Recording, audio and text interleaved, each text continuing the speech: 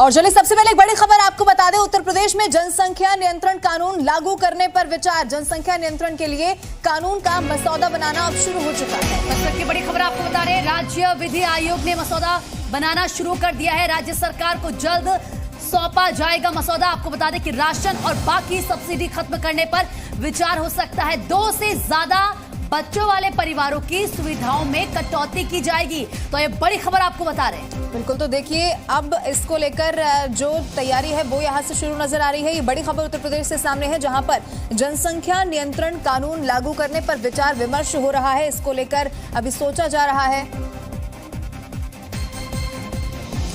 और चलिए news room से बातचीत के लिए हमारे सहयोगी प्रत्युष हमारे साथ जुड़ चुके हैं। प्रत्युष, और क्या कुछ अपडेट आपके पास? देखिए, इस पर राज्य विधि आयोग ने परामर्श करना शुरू कर दिया और राजस्थान, मध्य प्रदेश और बाकी जिन राज्यों में जनसंख्या नियंत्रण कानून लागू है उनके मसौदे को इस वक्त उस पर चर्चा चल रही है कि कैसे उत्तर प्रदेश का जो कानून बने वो उससे ज्यादा सख्त हो। आपको याद होगा इसकी चर्चा काफी पहले से चल रही थी और योगी आदित्यनाथ जब गोरखपुर से सांसद थे 2015 में ही उन्होंने एक ऑनलाइन पोल करवाया था कि क्या केंद्र सरकार को जनसंख्या नियंत्रण को लेकर कोई एक नीति या कानून बनाना चाहिए। 80% लोगों ने उस वक्त कहा था कि हां बनना चाहिए। कुछ राज्यों में यह लागू है, ऑलरेडी 10 से ज्यादा राज्य हैं जहां पर जनसंख्या नियंत्रण कानून लागू है। लोकल बॉडीज के चुनाव में 2 से ज्यादा बच्चे वाले चुनाव नहीं लड़ सकते, लेकिन उत्तर प्रदेश में कहा जा रहा है कि उससे ज्यादा सख्त यह कानून हो सकता है। देखिए, असम में वहां पर मुख्यमंत्री हेमंत बिस्वा शर्मा ने कहा कि सरकारी योजनाओं से ऐसे लोगों को वंचित किया जाएगा जिनके 2 से ज्यादा बच्चे हैं। वहां पर वो इसे लागू करने जा रहे हैं। लेकिन अब उत्तर प्रदेश में क्या उससे अलग होगा, इस पर राज्य विधि आयोग चर्चा कर रहा है। क्योंकि लोकल बॉडीज में आप पंचायत चुनाव में रोक दीजिएगा, आप नगर पालिका के चुनाव में ऐसे लोगों को रोक दीजिएगा, लेकिन एक बड़ा और कड़ा मैसेज कैसे जाए, इसके लिए कोशिश की जा रही है कि अगर आपके 2 से ज्यादा बच्चे होंगे तो आपको राशन, सरकारी राशन आपको नहीं मिलेगा जो आपको उसमें सुविधाएं मिलती हैं, सब्सिडी से आपको वंचित किया जाएगा, सरकारी नौकरियों में आपको दिक्कत आएगी। तो इन सब पहलुओं पर विचार किया जा रहा है। अब देखना है कि वो मसौदा कब तक तैयार होता है और कब फिर लोगों के सामने आता है। हमारे साथ तुषार इस वक्त सीधे जुड़े हुए हैं। तुषार, सवाल यहां पर यह है कि चर्चा तो काफी पहले से थी कि उत्तर प्रदेश में योगी सरकार इस कानून को लेकर के गंभीर है। अब चर्चाएं तेज हो गई हैं। यह कानून बाकी राज्यों में लागू कानून से कैसे अलग और सख्त होगा? तुषार, देखिए, उत्तर प्रदेश एक बहुत बड़ा प्रदेश है और यहाँ सबसे अधिक जनसंख्या, देश की सबसे अधिक जनसंख्या जो है वो उत्तर प्रदेश में लगभग रहती है। 23 करोड़ के आसपास उत्तर प्रदेश की जनसंख्या है और इस जनसंख्या को रोकने के लिए अब राज्य विधि आयोग ने ये पहल शुरू कर दिया। वो मसौदा तैयार कर रहा है कि किस तरह से जनसंख्या पर नियंत्रण किया जाए। 2 से अधिक जिनके बच्चे होंगे उनको सरकारी योजनाओं का लाभ नहीं मिलेगा। इस पर एक विचार कर रही है राज्य विधि आयोग, जिसमें कि जैसे सब्सिडी जो मिलती है, सब्सिडी में उनको रियायत नहीं दी जाएगी, स्कूल के फीस में रियायत नहीं दी जाएगी, साथ ही सरकारी नौकरियों में किस तरह का उनको लाभ न दिया जाए, इस पर भी विचार किया जा रहा है कि सरकारी नौकरियों में उनको क्या रियायत दी जाएगी। क्योंकि जिस तरह से जिनके अगर 2 से कम बच्चे हैं, 2 या 2 से कम बच्चे हैं, उनको तो सरकारी नौकरियों का लाभ मिलेगा, लेकिन अगर इससे अधिक बच्चे हैं तो उस पर विचार किया जा रहा है कि कैसे उस पर लागू किया जाए कि सरकारी नौकरियों का लाभ, अगर ये कानून बन जाता है क्या लाभ तो मिल क्या सकता ये है, मास्टर स्ट्रोक साबित होगा आने वाले वक्त में? तुषार, निश्चित तौर पर उत्तर प्रदेश की अगर बात बीजेपी के तमाम सांसद, तुषार, बीजेपी के तमाम सांसद ये मांग करते हैं, जिसमें साक्षी महाराज जैसे तमाम सांसद भी शामिल हैं। क्या आने वाले वक्त में अगर ये कानून बन जाता है तो मास्टर स्ट्रोक साबित होगा? निश्चित तौर पर उत्तर प्रदेश में मास्टर स्ट्रोक साबित होगा, क्योंकि उत्तर प्रदेश ऐसा राज्य है कि जब से बीजेपी सरकार आई है इसने तमाम कानून बनाए, चाहे वो लव जिहाद का कानून हो, उसमें भी सबसे पहले अगर बात करें तो उत्तर प्रदेश ने ये कानून बनाया था और ये मास्टर स्ट्रोक साबित हुआ था। इसके बाद तमाम राज्यों ने लव जिहाद के कानून बनाए। साथ ही जो लोक संपत्ति सुरक्षा अधिनियम था, जैसे कि जो गुंडे बदमाश जो गुंडागर्दी करके अवैध पैसा एकत्रित किए थे, उनका जो उनसे जो वसूली किया जाता था, जैसे कि दंगा करने वाले अगर ठीक है, बिल्कुल तुषार आपके पास लौटेंगे। हमारे साथ सुप्रीम कोर्ट के वरिष्ठ वकील जुड़ चुके हैं, अश्विनी उपाध्याय। सर, आपका बहुत बहुत स्वागत है। जिस तरीके से इस कानून को लेकर चर्चा की जा रही है, मसौदा तैयार किया जा रहा है, क्या इतना आसान होगा? क्या लगता है उत्तर प्रदेश में इसको लाना, लागू करवाना? क्योंकि तमाम कहीं ना कहीं कानूनी पहलू भी इसमें आते हैं। माननीय योगी जी को बहुत बहुत धन्यवाद। क्योंकि उन्होंने भारत में एक ऐतिहासिक पहल शुरू की है। मैं इसके लिए पिछले 5 सालों से सुप्रीम कोर्ट में लड़ रहा हूं। मेरी PIL सुप्रीम कोर्ट में चल रही है और हमने उसमें कहा है कि संविधान की ये समवर्ती सूची में शामिल है, इसलिए केंद्र सरकार भी जनसंख्या नियंत्रण कानून बना सकता है, राज्य सरकार भी बना सकता है। इसलिए इसमें कोई संवैधानिक रोड़ा नहीं है, कोई कानूनी रोड़ा नहीं है। बच्चा पैदा करना कोई फंडामेंटल राइट नहीं है। बच्चे को शुद्ध हवा मिले, शुद्ध पानी मिले, ये फंडामेंटल राइट तो है, लेकिन 10 बच्चे पैदा करना, 20 बच्चे पैदा करना, ये फंडामेंटल राइट नहीं है। कठोर कानून बन गया, ये एक ऐसा कानून है, अगर ये कठोर बना दिया, इसको हमने सीधे सीधे वोटर ID से लिंक कर दिया, उसमें अगर हमने ये कर दिया कि भाई ठीक है, आज अभी जून चल रहा है, 9 महीने तक जिसके बच्चे पैदा होना है हो जाए, उसके बाद जिसके बच्चे पैदा होंगे अगर 2 से ज्यादा हुए तो उनकी उनका वोटिंग राइट खत्म हो जाएगा। अश्विनी जी आप हमारे साथ बने रहे। AN मित्तल जी हमारे साथ जुड़ चुके हैं, उत्तर प्रदेश राज्य विधि आयोग के अध्यक्ष हैं। AN मित्तल जी, जो अभी चर्चा चल रही है इस मसौदे पर, बात आगे बढ़ी, क्या माना जाए कि एक कड़ा और सख्त कानून जल्द आने वाला यूपी में?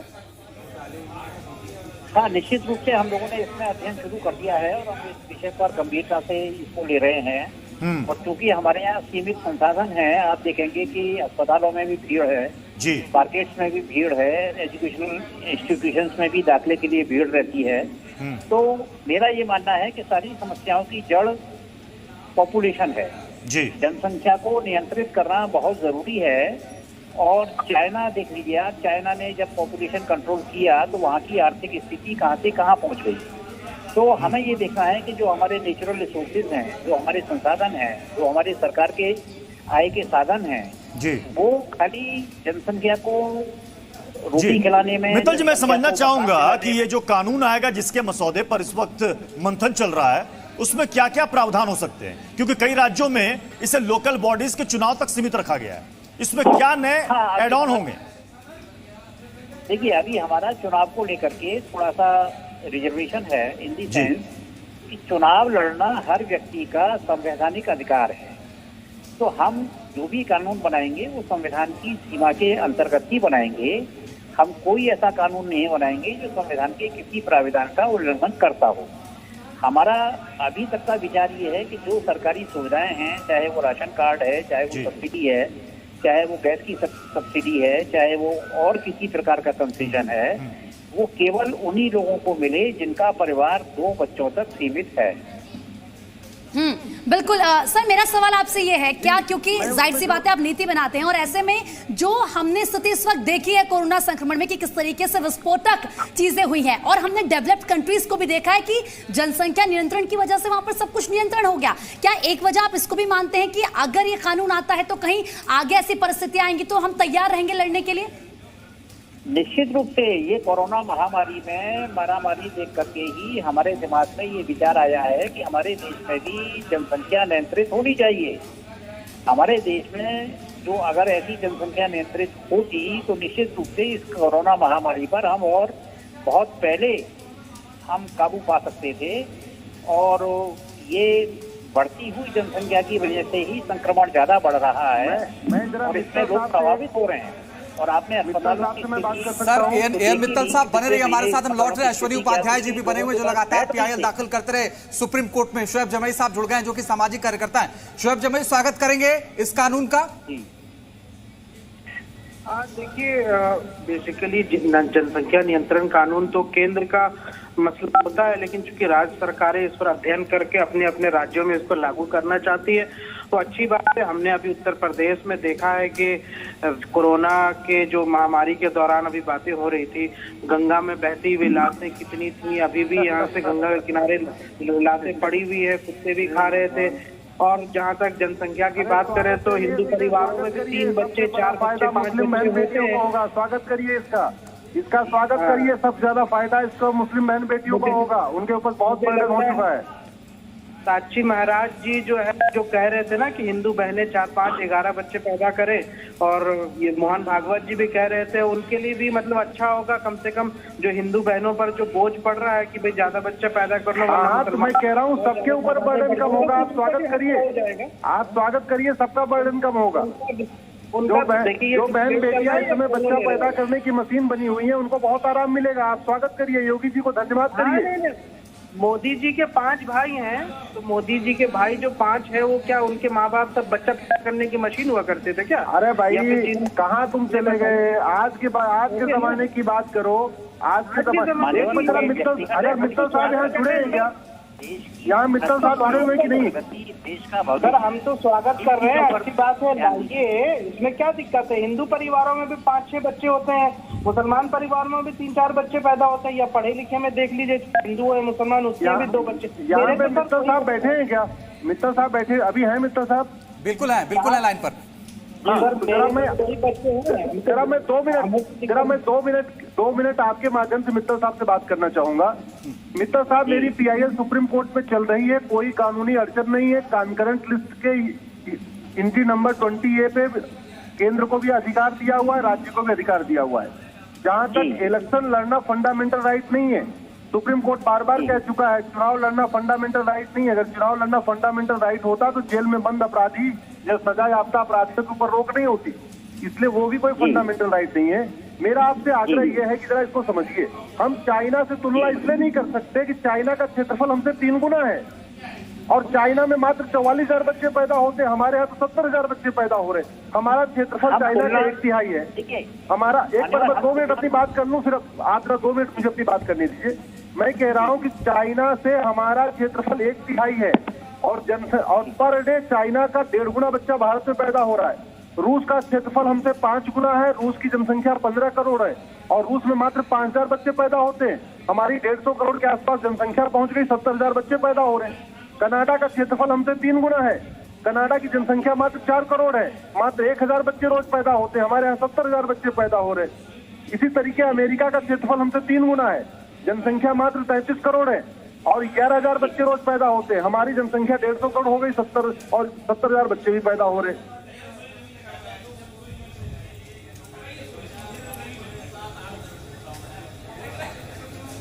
शोएब जमई साहब, लेकिन आप कह रहे हैं बार बार कि इधर उधर की बात करते हैं, सीधे सीधे स्वागत क्यों नहीं करते?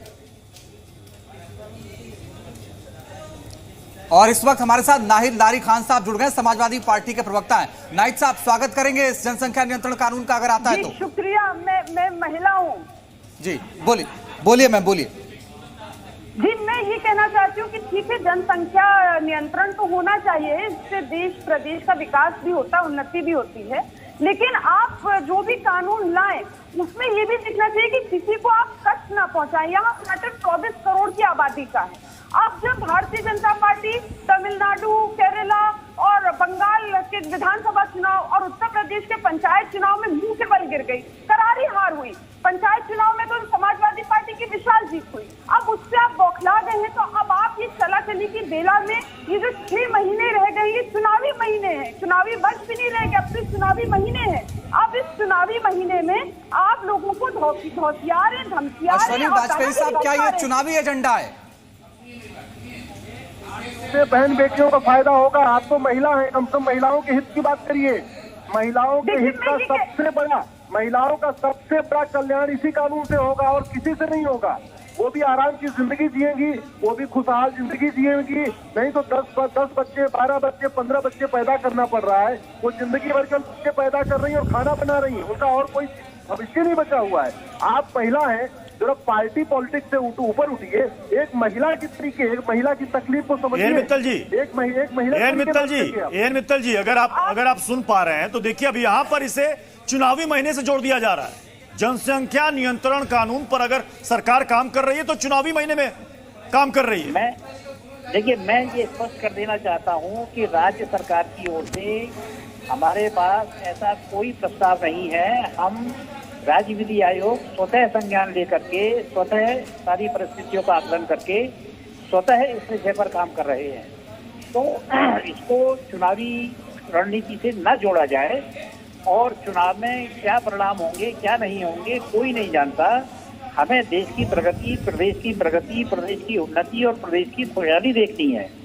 तो हमारे पास ऐसा राज्य सरकार का कोई ना तो दबाव है, ना कोई प्रस्ताव है। और इस चीज को आपके जो पैनलिस्ट हैं वो पूरी तरीके से निकाल दें कि हमें किसी प्रकार से राज्य सरकार द्वारा इस मामले पर कानून बनाने के लिए बाध्य किया जा रहा है या गाइड किया जा रहा है। राज्य सरकार चाहे तो स्वयं भी इस प्रकार का कानून बना सकती है, उनके पास पूरी मशीनरी है। परंतु हम लोग चूंकि जन समस्याओं को लेकर के अध्ययन करते रहते हैं, हम लोग ये देखते हैं कि किस प्रकार से समाज में जागरूकता फैले, किस प्रकार से समाज में अनुशासन कायम रहे। बिल्कुल ठीक है सर, क्योंकि हमारे साथ जी हमारे साथ क्योंकि नाहिद लारी खान जी उन्हीं से सवाल पूछ लेते हैं। आपको नहीं लगता कि सिर्फ विपक्ष में बैठने के नाते आप लोग इसका विरोध कर रहे हैं, जबकि इस फैसले का तो स्वागत करना चाहिए? अगर जनसंख्या कंट्रोल होगी तो हमारी इतनी सारी समस्याओं का समाधान हमें मिल जाएगा। देखिए, 2-3 बातें हैं। एक तो अभी चुनावी महीनों में जो है ये जनता को 24 करोड़ की जनता देखे कि किस तरह आरएसएस और बीजेपी की मानसिकता दिख रही है कि वो धौसियार धमकियार दादागिरी दिखा रहे हैं कि अगर तुम्हारे 2 से ज्यादा बच्चे होंगे तो तुम्हारे राशन नहीं मिलेगा, तुम्हें नौकरी नहीं मिलेगी, तो तुम्हें तुम्हारे बच्चों को भूखा मार दिया जाएगा। मतलब जिनके क्या 2 से अधिक बच्चे हैं, क्या उनके बच्चों को आरएसएस बीजेपी वाले कब्जे में ले लेंगे? और यहाँ तक ये भी देखा जाता है कि अब तो सुनने में आ रहा है एक साथ 10-10 बच्चे पैदा हो जाते हैं लोगों के, 4-4 बच्चे पैदा हो जाते हैं, 3-3 बच्चे पैदा हो जाते हैं। तो आरएसएस बीजेपी के लोग क्या करेंगे? उन बच्चों को कब्जा कर लेंगे या कहीं खिंचवा दिया जाएगा उन बच्चों को।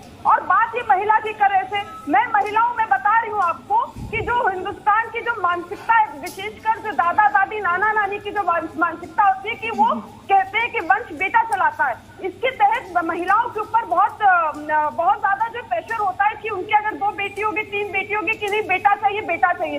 सबसे पहले ये मानसिकता बदले, लोगों की मानसिकता बदले। हमने तो कोरोना काल में देखा कि बेटियों ने एक सेकंड नाहिद जी हमारे साथ बीजेपी नेता मनीष शुक्ला भी इस वक्त जुड़ चुके हैं। मनीष शुक्ला जी, देखिए अभी ये कानून आया भी नहीं है कि इसको लेकर के विवाद शुरू हो गया है। समाजवादी पार्टी की प्रवक्ता इस वक्त हमारे साथ जुड़ी हुई, वो कह रहे हैं कि चूंकि चुनावी महीना है इसलिए ये सब कुछ किया जा रहा है। सवाल चुनाव का महीना है या नहीं है, मेरी पे डिबेट होनी चाहिए कि जनसंख्या नियंत्रण कानून की आवश्यकता है या नहीं है।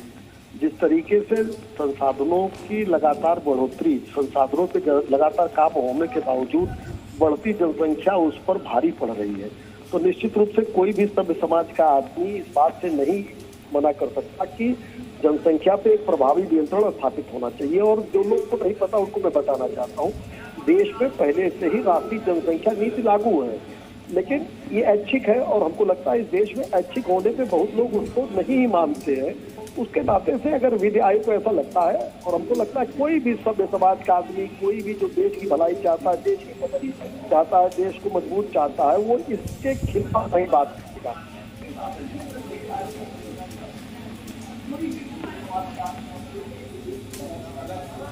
नाहिद जी, अगर आप जुड़ी हुई तो इसका जवाब दीजिए। देखिए, मुझे उनकी बातें बहुत ज्यादा सुनाई नहीं दे रही हैं।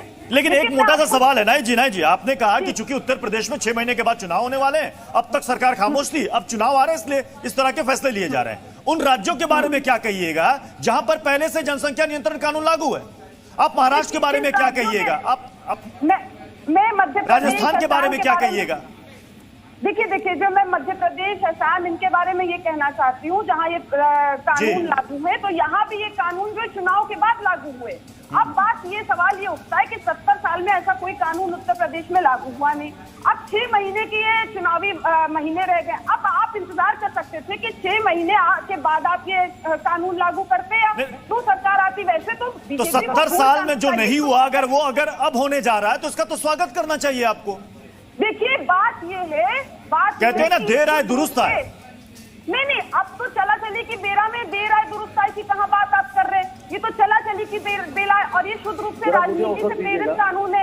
आज प्रधानमंत्री जी कह रहे हैं कि मैं हर महीने अब जो उत्तर प्रदेश आऊंगा। अरे मनीष जी, जवाब दीजिए। चुनाव आ गया तो आप कानून लेकर के आ रहे हैं, अब तक चुनाव नहीं था तो चुप बैठे थे आप। सरकार जब बनती है तो 5 साल के लिए बनती है। ये श्री अखिलेश यादव के समय में होता था कि 1 साल हम हनीमून पीरियड मनाएंगे और अंतिम 1 साल काम नहीं करेंगे।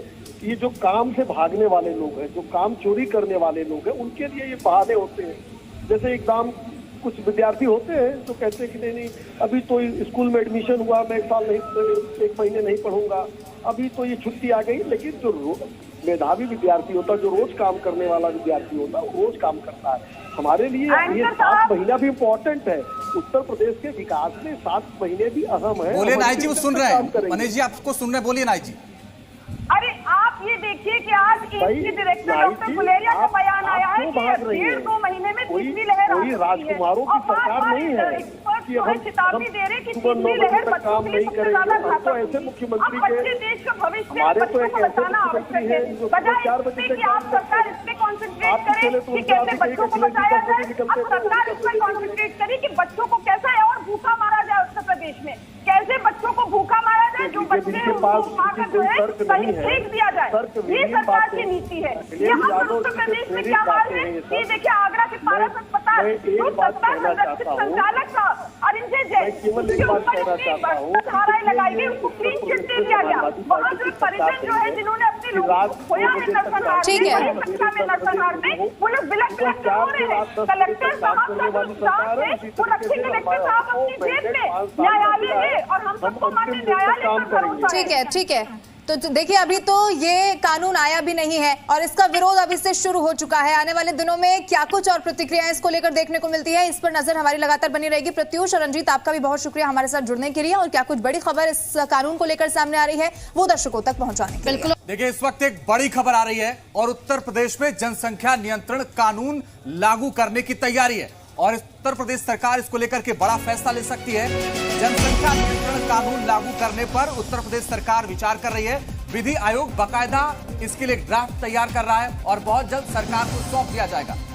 यूपी में जनसंख्या नियंत्रण लागू करने पर विचार हो रहा है। राज्य विधि आयोग ने मसौदा बनाना शुरू कर दिया है। इसके लिए राज्य सरकार को जल्द सौंपा जाएगा यह मसौदा और इसकी पूरी तैयारी कर ली गई है। राशन और बाकी सब्सिडी खत्म करने पर भी विचार किया जा रहा है। दरअसल सुविधा उन्हीं को मिलेगी जो लोग इस नियम के तहत आएंगे। परिवारों की सुविधाओं में कटौती होगी। इसके लिए एक बाकायदा कानून तैयार किया जा रहा है और विधि आयोग के अध्यक्ष एएन मित्तल ने जी हिंदुस्तान से बातचीत में बताया कि हमने ये महसूस किया, हमने ये देखा कि ज्यादा जनसंख्या की वजह से दिक्कत होती है, लिहाजा हम इस पर काम कर रहे हैं, एक ड्राफ्ट तैयार कर रहे हैं। और हमारे सहयोगी प्रत्युष भी लगातार न्यूज रूम से बने हुए। प्रत्युष, इसकी तैयारी और इसकी मांग उत्तर प्रदेश में बहुत काफी दिनों से चल रही थी, लेकिन अब लग रहा है कि ये पटरी पर आ जाएगा।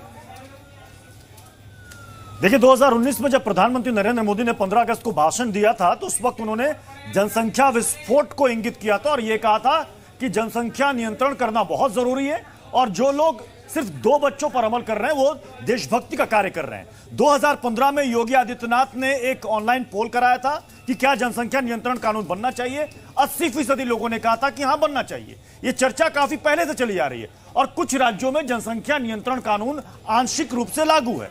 लगभग ऐसे 10 से 11 राज्य हैं जहां पर यह लागू है, जहां पर लोकल बॉडीज के चुनाव लड़ने के लिए वही लोग योग्य होंगे जिनके 2 बच्चे हैं, उससे ज्यादा नहीं। लेकिन जब यह बात राशन योजनाओं तक आती है, सब्सिडी तक आती है, तो फिर यह मामला जाकर के कोर्ट कचहरी में फंस जाता है। अब जो यहां उत्तर प्रदेश में यह मसौदा तैयार हो रहा है, इसमें यह कहा जा रहा है कि यह बहुत सख्त होगा। सख्त का मतलब कि वो सख्ती क्या होगी? क्या राशन सब्सिडी रोक दी जाएगी? सरकारी नौकरियों में ऐसे लोगों को एंट्री नहीं मिलेगी? हमारे साथ इस वक्त मोहसिन रजा साहब इस वक्त जुड़ चुके हैं, उत्तर प्रदेश सरकार में मंत्री हैं। मोहसिन रजा जी, सरकार इस मसौदे पर काम कर रही है, लेकिन विपक्ष ये कह रहा है कि चूंकि चुनावी महीना है इसलिए इस एजेंडे को लाया जा रहा है। देखिए ये आज का नहीं है, ये हमेशा से इसके लिए आवाज उठती रही है। अगर आप बात करें तो पिछली सरकारों ने तो इस कारण जो है, आपको याद होगा, बहुत अच्छी तरह से नसबंदी का दौर चला दिया था। हम तो वो नहीं कर रहे हैं, हम तो एक कानून के तहत लाना चाहते हैं क्योंकि देश में इसकी जरूरत है। क्योंकि बढ़ती जनसंख्या, फिर हमारे जो बच्चे नौजवान बेरोजगारी की आवाज उठाते हैं, तमाम सी ऐसी परिस्थितियां पैदा हो जाती हैं कि जो लोग पात्र हैं उनको हम पूरी तरीके से सारी चीजें मुहैया नहीं करा पाते हैं। तो जनसंख्या उसमें एक कहीं ना कहीं जरूर ये मानकर चलें कि एक चिंता का विषय है। सभी देशों के लिए है, भारत देश के लिए भी है, क्योंकि इतनी बड़ी जनसंख्या को कैसे संभाल पाएंगे, किस तरह से हम रख पाएंगे, कैसे उनको संसाधन मुहैया करा पाएंगे, उनको कैसे राशन पानी नौकरी रोजगार कैसे दे पाएंगे। तो ये एक बड़ी चिंता का सवाल है। वाकई में चिंता की बात है। ये जो खबरें आ रही हैं, क्योंकि अब से कुछ मिनट पहले हमारे साथ विधि आयोग के अध्यक्ष एएन मित्तल साहब भी जुड़े थे। मध्य प्रदेश और राजस्थान के कानून को रिव्यू किया जा रहा है, ये उससे कितना अलग होगा और कितना सख्त होगा? ये क्या क्या प्रावधान इसमें जोड़े जाएंगे? देखिए बात सख्त की नहीं है, जो देशहित में होगा, जनहित में होगा, उस कानून को सख्ती से उसका पालन कराया जाएगा। उसको कड़ाई से पालन कराया जाएगा, ऐसी नीति बनाई जाएगी। क्योंकि मेन चीज ये नहीं है हमारा किसी के साथ, ये तो सभी के लिए आ रहा है ना। ये कानून हिंदुस्तान में या प्रदेश में देशवासियों के लिए आ रहा है, प्रदेशवासियों के लिए आ रहा है, कि उनकी अच्छाई के लिए आ रहा है समाज की। कोई ऐसा नहीं है कि कानून किसी एक समुदाय, एक जाति के लिए आ रहा है।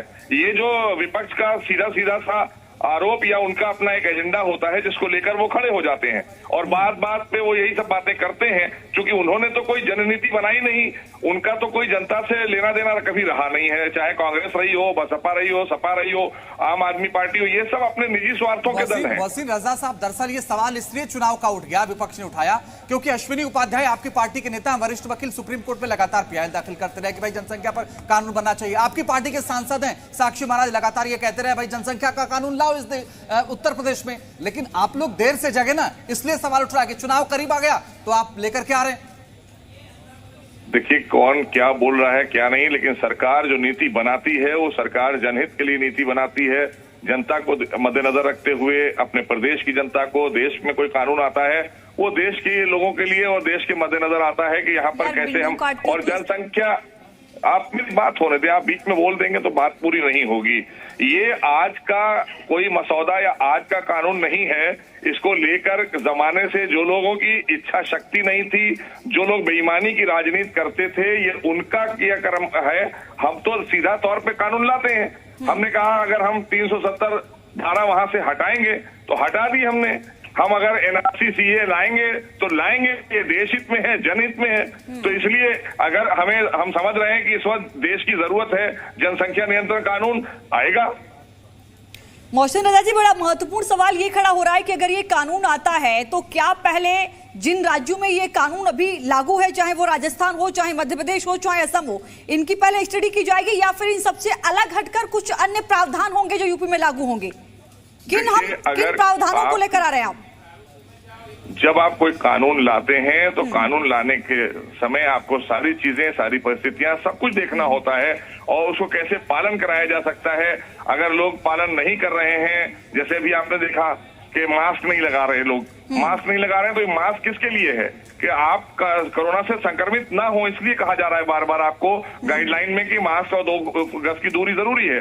लेकिन अगर नहीं मान रहा है, कोई मास्क नहीं लगा रहा है, तो उसका चालान पहली बार में 500 रुपए, फिर दूसरी बार में 1000 रुपए, और तीसरी बार पकड़ा जाए तो और ज्यादा कर दिया जाए। तो ये इसलिए पनिशमेंट रखे जा रहे हैं कि ताकि आपको इसका पालन करना है, आपके लिए अच्छा है ये। तो ऐसे ही जब हम इस कानून को लेकर आएंगे तो ऐसा प्रोविजन रखेंगे। एक सवाल ये बनता है कि आप लोग कानून लेकर आते हैं लेकिन बाद में उसका विरोध बहुत ज्यादा होने लगता है, चाहे अभी देखिए किसान आंदोलन की बात करें या फिर हम सीएए की बात करते हैं, मतलब कंफ्यूजन हो जाता है। तो क्या इस कानून को लाने से पहले जनता के बीच में पहले मैसेज देंगे, जनता को समझा देंगे, या पहले कानून लाएंगे फिर समझाएंगे?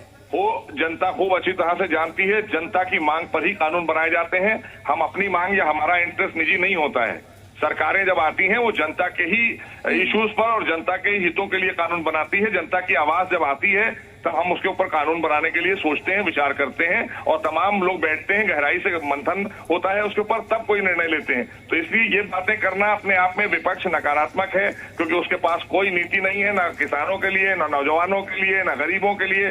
वो जो भी नीतियां बनाई हैं आदरणीय मोदी जी ने 7 वर्षों में, वो देख देख कर शर्मा रहे हैं वो लोग, क्योंकि जिन्होंने 60 वर्षों सरकार चलाई वो भी कुछ नहीं दे पाए, जिन्होंने 25 साल 24 साल सरकार चलाई, 20 साल सरकार चलाई, वो भी कुछ नहीं दे पाए उत्तर प्रदेश में, चाहे सपा हो चाहे बसपा हो, और देश में चाहे कांग्रेस हो। तो ये शर्मिंदा है देश की जनता से, इसलिए ये आरोप की राजनीति कर रहे हैं, इनके पास नीति कोई नहीं है। जी मोहसिन जी, एक सवाल यहाँ पर यह भी है और इससे आप अच्छी तरीके से भली बात वाकिफ भी होंगे।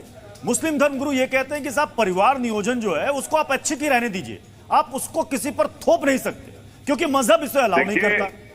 ये आके पेच आके फंसता है। देखिए, देश संविधान से चलता है, देश का संविधान होता है। बाकी आपके अपने जो मामले मसाइल हैं किसी भी धर्म जाति के, उससे हमें कोई मतलब नहीं है। लेकिन देश में जो संविधान और कानून जो बनता है वो जनता के हितों के लिए बनता है और उसका पालन सबको करना होगा। ये कह देना कि हमारे यहाँ नहीं है, शरिया में नहीं है या हमारे सनातन में नहीं है, हो सकता है वो आपकी अपनी सोच होगी। लेकिन हम जब कोई कानून बनाते हैं तो 130 करोड़ जनता को मद्देनजर रखते हुए उनके हितों के लिए, कि उनके हितों की सुरक्षा कैसे की जा सके। सर 120 करोड़ जनता की बात नहीं, ये तो बात हम उत्तर प्रदेश की जनता के लिए कर रहे हैं। लेकिन एक बात तो बताइए, आप इतना लेट बना रहे हैं कानून, इसके पीछे कोई वजह? क्योंकि सरकार में आए 4 साल से आपको ज्यादा हो गया। आप ये हमसे आज सवाल पूछ रहे हैं माय डियर, ये सवाल तो आपको कांग्रेस से पूछना चाहिए, ये सवाल तो समाजवादी पार्टी से पूछना चाहिए, ये सवाल तो उन लोगों से पूछना चाहिए जो 4 बार प्रदेश का मुख्यमंत्री बने। सवाल सर आपसे पूछेंगे।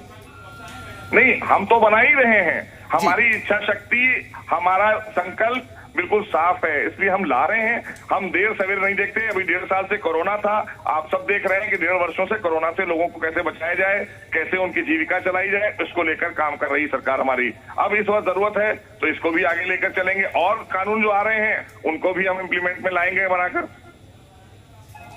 मोहसिन रजा साहब, महत्वपूर्ण मेरा एक सवाल ये है कि कांग्रेस इस बात को लेकर सवाल कर रही है कि इस पर एक डिबेट होनी चाहिए। हालांकि कांग्रेस शासित राजस्थान में इसको लागू कर दिया गया है। क्या ये राज्य का विषय है या फिर ये राष्ट्र का विषय है? देखिए, अभी कोई इस तरह की जो बातें आप सवाल उठा रही हैं, ये सारी चीजें आई हैं, आप फौरन देखिए चर्चा होने लगी, विपक्ष अपना रोल प्ले करने लगा। हम इसमें कोई राजनीतिक रोटी नहीं साधते हैं। हमारा काम है, जनता ने हमको चुना है, जनता के हितों के लिए जब जब जैसी जैसी आवश्यकता पड़ती है, आवश्यकता के अनुसार कानून बनाए जाते हैं, कानूनों में संशोधन होता है। इसलिए ऐसा कुछ नहीं है, ये जनहित का कानून है। जब आएगा, जो चीजें जमीन पर उतरेंगी, धरातल पर उतरेंगी, सब आपको सामने रख दी जाएंगी। और चलिए, आप भी मोहसिन रजा साहब हमारे साथ हैं और नाहिद लारी खान भी हमारे साथ हैं, सपा से जुड़ गई हमारे साथ। नाहिद, अब आप बात करते रहिए, हमारे पास समय नहीं, हम मीटिंग में जा रहे हैं। सर रुक तो जाइए, सवाल कई सारे होंगे। नाहिद जी, देखिए कानून आ रहा है और इस कानून के बारे में सबसे पहले तो ये बताइए क्या विचार रखती है, आना चाहिए ये? देखिए, मैं ये कहना चाहती हूँ कि ठीक है, पॉपुलेशन कंट्रोल होना चाहिए है। देश प्रदेश की उन्नति के लिए बहुत जरूरी है कि पॉपुलेशन कंट्रोल हो, लेकिन इसके लिए ये भी आवश्यक है कि आप जागरूकता फैलाएं और अच्छी तरह से जागरूकता फैलाएं, ना कि प्रदेश की 24 करोड़ आबादी को आप ऐसी बातें करें जिससे कष्ट हो। मतलब ये अब 6 महीने का इनका चुनावी महीना है। नाहिद लारी, इसमें कष्ट की कौन सी बात है? आप भी जानती हैं कि उत्तर प्रदेश ऐसा सूबा है जो सबसे ज्यादा जनसंख्या के लिए भी जाना जाता है। आप भी जानती हैं कि सूबा इतना बड़ा है कि वाकई अपने आप में इकलौता है जहां 80 लोकसभा सीटें हैं, 400 प्लस विधानसभा सीटें हैं। जनसंख्या का अंदाजा भी आप लगा सकती हैं। सीधा सवाल है कि अगर इसके विकास के लिए या ऐसे कोई कदम उठाए जाते हैं तो उससे ऐतराज क्यों जताया जाता है? भाई, आपने मुझे आमंत्रित किया बोलने के लिए, अगर मुझे बोलने का मौका देंगे तो मैं बोलूंगी, अन्यथा रहने दीजिए। बोलिए। भाई आप जो है प्रदेश के आप 6 महीने की ये चुनावी महीना, चुनावी वर्ष भी नहीं है, 6 महीने का चुनावी महीना रह गया है। अब इस चुनावी महीना में क्योंकि आप भारतीय जनता पार्टी का केरला, तमिलनाडु, बंगाल में और उत्तर प्रदेश पंचायत चुनाव में करारी हार हुए और मुंह के बल गिर गए। लेकिन नाहिद लारी, आप तो 5 साल रह चुके ना, आपके पास तब भी मौका था। बहुत धन्यवाद आपका मेरे साथ जुड़ने के लिए। और आप कह दीजिए कि हम आएंगे तो हम भी ऐसा ही कोई ना कोई वादा लेकर आएंगे। बिल्कुल। और चलिए, इसी बीच लगातार हमारे तमाम सहयोगी भी हमारे साथ जुड़े हुए हैं और जो बड़ी खबर आ रही है उसके लिए रंजीत का रुख कर लेते हैं एक बार फिर। रंजीत, क्या बड़ी खबर? देखिए, इस वक्त की बड़ी खबर आपको बता दें, जनसंख्या नियंत्रण को लेकर असम सरकार का बड़ा कदम।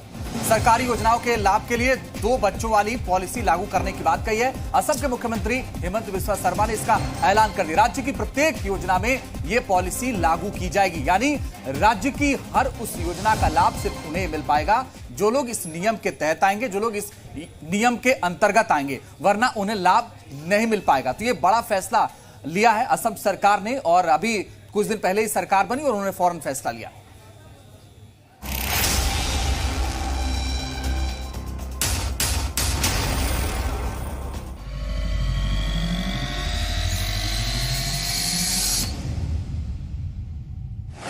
आबादी बढ़ाओ वाली साजिश पर चोट।